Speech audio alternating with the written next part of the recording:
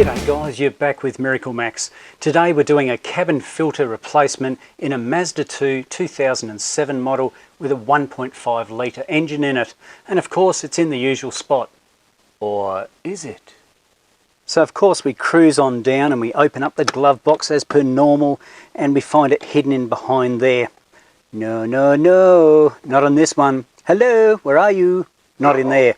Follow me. So it's not even kept on the passenger's side where we would normally find it. Let's cruise around, go to the driver's side. And we come into the driver's side over here. Now, what we need to do is have a look at this little trapdoor. That little bloke right there. I'll set you guys up so you can see what comes out. How many Ks has this vehicle done? It's done 258,285 kilometres. Fair few. How many times do you reckon a cabin filter has been replaced in this vehicle? Let's pull it out and have a look. So to gain access to our cabin filters, that's right, I said two. There's two cabin filters in this particular vehicle.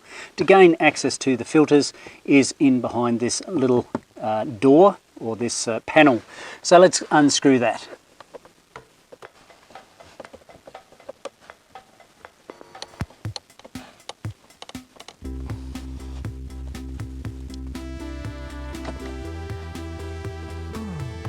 Now before I take that little door off, I'm going to put down some plastic because I've got a bad feeling about this one.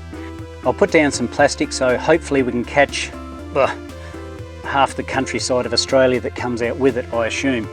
So let's have a look. I don't know if that's going to help at all, but let's give it a try, shall we? Let's pull that panel off and see what's behind door number one. Ooh, door number one. Door number one. Oh, dude. Yep, there we go. There's half Australia in there, mate. Do love a sunburnt country. Now what happens is, this little fella here slides out, okay? In theory. You might have to wiggle and jiggle. Maybe even put our foot on the clutch, I'd say, just to get it past there. Oof, and there's our secondary one. That sits on top of the first one. You can see all the stuff falling off. That's snowing dirt and leaves and oh man, check it out, dude. Oh dear, I'll give you a close-up in a sec guys, but that's pretty feral. Oh dear me, it's not looking good.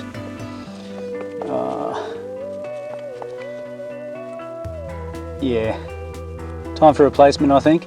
Yeah, maybe 200,000 Ks ago. Now another thing we need to keep in mind is where those filters go. So you can see, get my little plastic bag out the road, you can see there's a lot of debris and stuff, leaves, etc. in there. So I'm going to try and scrape that out. I might even get my air compressor in there or my air nozzle and try and blow some stuff out. Of course I'll need my plastic bag over there to stop all that rubbish coming out all over the customer's car.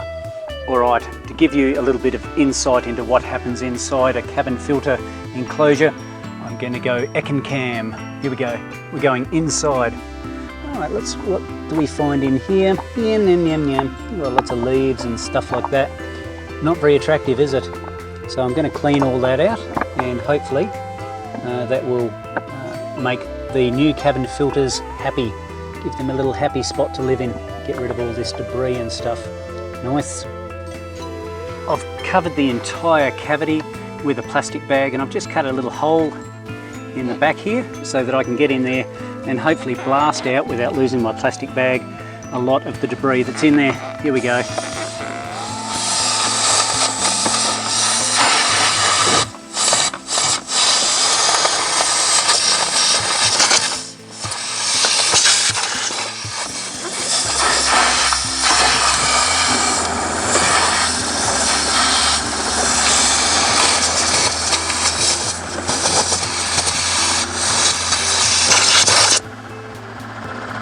Now let's have a look and see what we've got. Probably haven't got all of it out, but we've probably got a reasonable amount, I'd imagine. Oh, that looks pretty clean. Looks good. Let's have a look inside there. It's not as good as Cam, but you can at least see that it's nice and clean inside there. That's good. That's just some of the stuff that came out there. There's of course what was caught in the filters, as well as what's on the customer's floor that I have to clean up in a little while once I put the new ones in. So hey, let's pop in those new ones. By now you think I'd be sponsored, don't you? But believe it or not a sponsor. Here's the part number, guys, if you are interested, just to make your day a little bit easier. Right, I'm going to be honest with you, this is not the most easiest one I've ever done. It's actually a bit of a pain in the bot. So, look, the first one is this bloke here with the foamy stuff on the top. And that should, in fact, can you see that little slide there? There should be a little track. Hopefully you can see that little track there. There we go. And that's where the bottom of this slides onto. So we'll pop him in there and hopefully we will get it onto the track that we need to. Slide him up there. Now it does take a little bit of wigglage to get that second one up. So I've got to push that up there like that and sort of walk it up the top.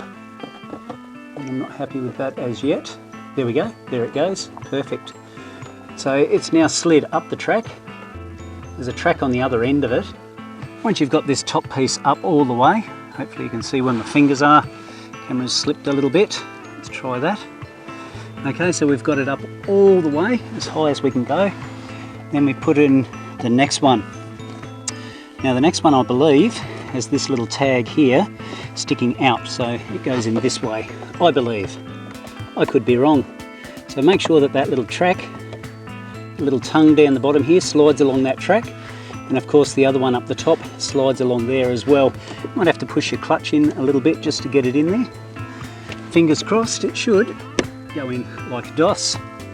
You can see this little piece sticking out here, and this is part of the cabin filter. That does stick proud of the door.